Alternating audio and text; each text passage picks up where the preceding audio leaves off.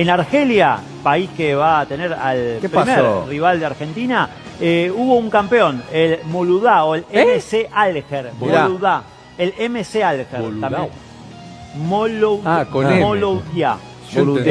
السلام عليكم خوتي. التلفزيون الارجنتيني يقف مذهول امام ما وصفه بامطار الشماريخ في الجزائر.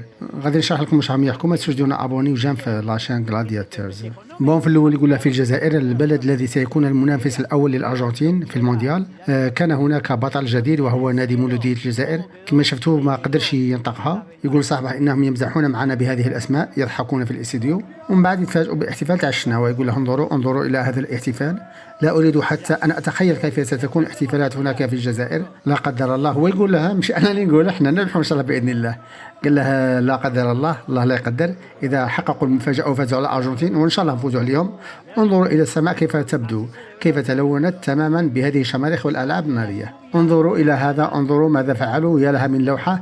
هكذا احتفلوا باللقب، امطار حقيقيه من الشماريخ والالعاب الناريه. والجميل انها تسقط بلا ضجيج، اليس كذلك؟ نعم، كلها تركز على التاثير البصري المذهل اكثر من التاثير السمعي. انه امر مذهل حقا، هذه الصوره لا تنسى. عاود يقول لها لكنها تنطفئ قبل ان تسقط على الارض، صح؟